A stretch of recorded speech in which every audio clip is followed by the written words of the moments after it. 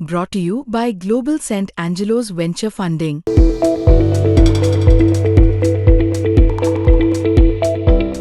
महाराष्ट्रामध्ये महानगरपालिका निवडणुकीमध्ये भारतीय जनता पार्टीने अभूतपूर्व यश मिळवलेलं असलं तरी सुद्धा मुंबई महानगरपालिकेमध्ये असदुद्दीन ओवैसी यांच्या एमआयएम पक्षाने मिळवलेल्या यशाची चांगलीच चर्चा होते। एमआयएमने मुंबईमध्ये 8 जागा मिळवलेल्या आहे, त्याचबरोबर संभाजीनगर, सोलापूर किंवा महाराष्ट्रातल्या अन्य भागांमध्ये सुद्धा एमआयएमने चमकदार कामगिरी केली आहे। पण मुंबईमध्ये खास करून उद्धव ठाकरे यांच्या शिवसेनेचा पर्याय असताना सुद्धा मुस्लिम मतदार ओवैसींच्या पक्षाकडे कसा वळाला याचबद्दलची उत्तर आपल्याला या व्हिडिओच्या माध्यमातून समजून घ्यायची आहे। नमस्कार, मी या ठिकाणी मुंबई तकमध्ये तुम्हा सर्वांचं स्वागत आहे। तर सगळ्यात पहिलं, एमआयएमने मुंबई महानगरपालिकेमध्ये कुठल्या वार्डामध्ये विजय मिळवला, ओवैसींनी कुठे सभा घेतलेल्या होत्या आणि मुस्लिम मतदार कशा पद्धतीने मुंबईमध्ये ओवैसींच्या पक्षाकडे शिफ्ट होते हेच आपल्याला समजून घ्यायचं आहे। तर सगळ्यात आधी वार्ड क्रमांक 134 मध्ये एमआयएमचा उमेदवार जिंकलेला आहे मेजविन खान, वार्ड क्रमांक 36 मध्ये जमीर कुरेशी, वार्ड क्रमांक 37 मध्ये शमीर पटेल, वार्ड क्रमांक 138 मधून रोशन शेख, वार्ड क्रमांक 139 मध्ये शबाना शेख, वार्ड क्रमांक 140 मध्ये विजय उबाळे, वार्ड क्रमांक 143 मधून शबाना काझी, वार्ड क्रमांक 145 मधून खैरुन्निसा हुसेन।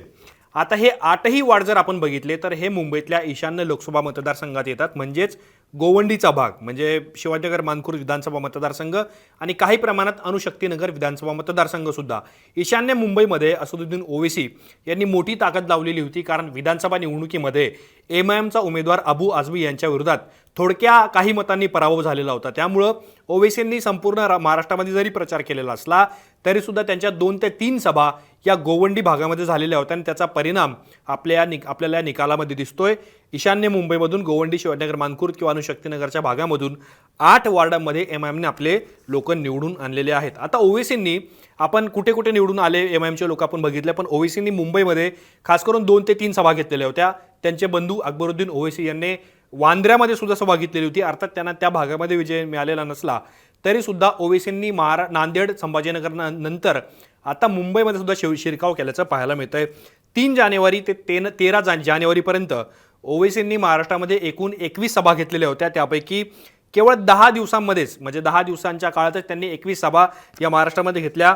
मुंबई, नांदेड आणि संभाजीनगर हे त्यांच्या विशेष टार्गेटवरती होते। म्हणजे नांदेडमध्ये सगळ्यात पहिल्यांदा नगरसेवक नांदेड महानगरपालिका निवडणुकीमध्ये एमआयएमने जिंकलेले होते। त्यानंतर छत्रपती संभाजीनगरमध्ये सुद्धा त्यांनी त्यांचा जम बसवला। पण आता ज्या वेळेला 2 जिल्ह्यांमध्ये किंवा 2 शहरांमध्ये जम बसवल्यानंतर मुंबईमध्ये ओवैसींनी लक्ष घातलेलं होतं किंवा एमएमआरचा जो पट्टा आहे तिथे ओवैसींनी लक्ष घातलेलं होतं। त्यामुळं एमआयएमचे उमेदवार किंवा एमआयएमचे नगरसेवक हे मुंबईमध्ये निवडून आलेले नाही आहेत, तर ठाणे महानगरपालिकेमध्ये सुद्धा 5 लोक एमआयएमचे निवडून आल्याचं पाहायला मिळतंय। त्यामुळं मालेगावमध्ये सुद्धा ओवैसींनी उमेदवार उभे केलेले होते, अमरावतीमध्ये सुद्धा आणि नागपूरमध्ये सुद्धा 6 लोक त्यांचे निवडून आलेले आहेत। पण आता या निमित्ताने प्रश्न असा उपस्थित होतो, मी तुम्हाला वार्ड वाईज कोण निवडून आलं ते दाखवलं, ओवैसींनी किती सभा घेतल्या, कुठे घेतल्या, त्यांचा जोर कसा होता, एक प्रकारे ते महाराष्ट्रामध्ये मुंबईमध्ये किंवा संभाजीनगरमध्ये, मालेगावमध्ये तळ ठोकून होते। पण उद्धव ठाकरेंचा पर्याय असताना सुद्धा मुंबईमध्ये मुस्लिम मतदार हा ओवैसींच्या पक्षाकडे कसा वळला, तर सगळ्यात पहिला मुद्दा याच्यामध्ये काय येतो की काँग्रेस, राष्ट्रवादी ही प्रचारामध्ये काही ठिकाणी कमी दिसत होती, मग ती नगरपालिका निवडणूक त्याला रेफरन्स आहे। या निवडणुकीमध्ये मुस्लिमांचे राष्ट्रीय प्रश्न जे आहेत ते ओवैसींनी उचलून धरले। मग ते गोवंडीपासून नागपूरपर्यंत, अमरावतीपासून ठाण्यापर्यंत ज्या ठिकाणी 21 सभा ओवैसींनी घेतल्या त्या सगळ्या सभांमध्ये मुसलमानांचं कसं मोदी सरकार दमन करतंय अशा प्रकारचे सगळेच मुद्दे त्यांनी उपस्थित केलेले होते आणि त्यामुळं मुस्लिम मतदार त्यांच्याकडे वळण्यात त्याची परिणती झाली। दुसरा महत्त्वाचा मुद्दा काय होता की लोकसभा आणि विधानसभा निवडणुकीमध्ये मुंबईतले जे मुस्लिम पॉकेट्स आहेत ते उद्धव ठाकरे यांच्या मशाल चिन्हाकडे गेलेले होते। म्हणजे त्यांनी उद्धव ठाकरेंच्या पक्षाला मतदान केलेलं होतं, असा डाटा सुद्धा आता तुम्हाला पाहायला मिळेल विधानसभा किंवा लोकसभा वाईज सुद्धा। पण या वेळेला उद्धव ठाकरे यांनी राज ठाकरेंसोबत युती केल्याचं काय स्ट्रॅटेजी ही काही मुस्लिम मतदारांना आवडलेली नव्हती। कारण राज ठाकरे यांनी यापूर्वी मुंबईतल्या मशिदींवरच्या भोंग्यांबद्दल जी भूमिका घेतलेली होती त्याबद्दल काही मतदार नाराज असल्याचं पाहायला मिळालं होतं। आता ईशान्य मुंबईमध्ये जरी एमआयएमला यश मिळालेलं असलं तरी सुद्धा दक्षिण मुंबई, दक्षिण मध्य मुंबई किंवा ईशान्य मुंबईच्या काही भागांमध्ये अर्थातच मशालीला मुस्लिम बहुल भागांमध्ये मतं मिळालेली आहेत, ती सुद्धा नाकारता येणार नाही। पण एक तबका असा होता जिथे राज ठाकरेंची झालेली युती ही त्यांना मान्य झालेली नव्हती। दुसरा महत्त्वाचा मुद्दा काय आहे की काँग्रेस, राष्ट्रवादी, शरद पवार गट किंवा अजित पवार गट किंवा उद्धव ठाकरे यांची शिवसेना या पक्षांमधल्या चेहऱ्यांपेक्षा ओवैसींचा चेहरा हा मुस्लिम मतदारांना भावला, मुंबईमध्ये आश्वासक चेहरा वाटला, त्यामुळे सुद्धा हे मतदार त्यांच्याकडे ॲक्सेसेबल झाले. आणि दुसरी गोष्ट महत्त्वाचं काय आहे की मुंबईमध्ये MMR रिजनमध्ये, मी आता महाराष्ट्राबाहेरचं बोलत नाही, ओवेसींनी अधिक सभा घेतल्या, अधिक मुस्लिमांच्या प्रश्नावरती आक्रमक भूमिका घेतली, त्यामुळं तो त्यांना त्यांचा नेता वाटला. म्हणजे अनेक मुंबई तकने सुद्धा जे ग्राउंड रिपोर्ट्स केलेले होते त्यामध्ये सुद्धा मतदार याबद्दल उघडपणे भूमिका घेत होते. आणि ज्या वेळेला मी हे सांगतो त्यावेळेला ओवेसींनी त्यांच्या भाषणांमधून काँग्रेस, राष्ट्रवादी आणि ठाकरे गटाला एक प्रकारे टार्गेटवर घेतलेलं होतं की हे तुमचं कसं नुकसान करतायत, अशा प्रकारचा प्रचार त्यांनी केलेला होता. त्यामुळं जी धर्मनिरपेक्ष पक्ष आहेत जे सातत्याने अल्पसंख्याक मतावरती दावा ठोकत असतात, अर्थात त्यांचा रोख हा प्रामुख्याने शरद पवार आणि काँग्रेस यांच्यावर असला तरी सुद्धा त्यांनी धर्मनिरपेक्ष पक्षांनी मुसलमानांना धोका दिला अशा प्रकारचा प्रचार त्यांनी केलेला होता. आणि प्रचार करताना त्यांनी कुठेच थांबा घेतलेला नव्हता. एकामागून एक सभा ते मुंबई MMR किंवा महाराष्ट्राच्या वेगवेगळ्या भागामध्ये घेत होते. म्हणजे 10 दिवसामध्ये 21 सभा, ज्या पद्धतीने मी सांगतोय. पण MIMने किती जागा जिंकल्यात महाराष्ट्रामध्ये ते जर आपण बघितलं तर छत्रपती संभाजीनगरमध्ये MIMने महाराष्ट्रामध्ये सर्वाधिक म्हणजे 33 नगरसेवक निवडून आणलेले आहे. त्यांचा मागचा 2017च्या निवडणुकीतला आकडा हा 24 होता. मालेगाव महानगरपालिकेमध्ये MIMने 21 जागा जिंकलेल्या आहेत. अमरावतीमध्ये 12 जिंकल्या आहेत, नांदेडमध्ये 14 जिंकलेल्या आहेत, धुळ्यामध्ये 10 जिंकल्या आहेत, सोलापूरमध्ये 8 जिंकल्या आहेत, नागपूरमध्ये 6 जिंकलेल्या आहेत, ठाण्यामध्ये 5 जिंकल्या आहेत, अकोल्यामध्ये 3 जिंकल्या आहेत, अहिल्यानगरमध्ये 2 जिंकलेल्या आहेत. आणि नवी मुंबई मनपाची सुद्धा आकडेवारी आहेत, 8 तिथे जागा जिंकल्याचं पाहायला मिळते. पण साधारण आता मुंबई महानगरपालिकेने जो चार्ट जाहीर केलेला आहे त्यामध्ये MIMने 8 जागा जिंकल्यात आणि त्यांचे जे लोक निवडून आलेले आहेत त्यांना 68,072 एवढी मतं मिळालेली आहे. आणि एकूण मतदानाचा जो टक्का बघितला सगळ्या पक्षांना जो मिळाला त्यापैकी 1.25% मतं ही MIMने घेतलेली आहे. आणि जे लोक त्यांचे जिंकलेले आहेत त्यांच्या मतांचा जर विचार केला तर 2.61 मतं ही विजय झालेल्या उमेदवारांनी खेचून आणलेली आहे. भारतीय जनता पार्टीबद्दल बोलायचं झालं तर भाजपने 89 जागा जिंकल्या,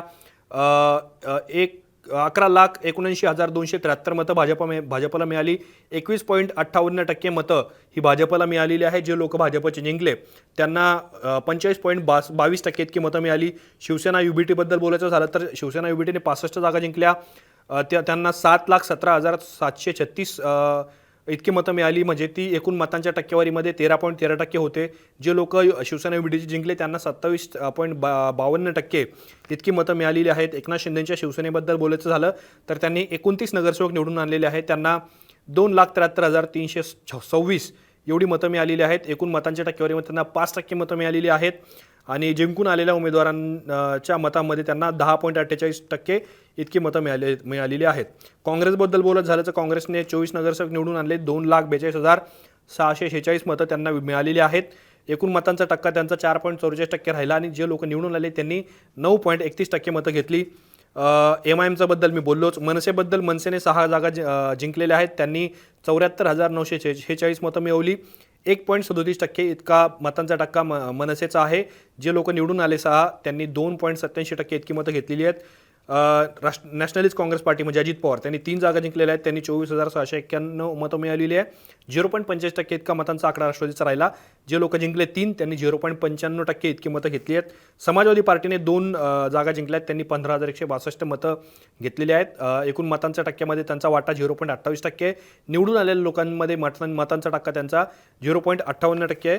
आणि नॅशनलिस्ट काँग्रेस पार्टी शरद पवार गट त्यांनी 1 जागा जिंकली, 11,760 इतकी मतं त्यांनी घेतली आहेत. 0.22% इतका त्यांचा मुंबईमध्ये मतांचा वाटा आहे. आणि 0.85% त्यांनी निवडून आलेल्या लोकांनी घेतलेली मतं आहेत.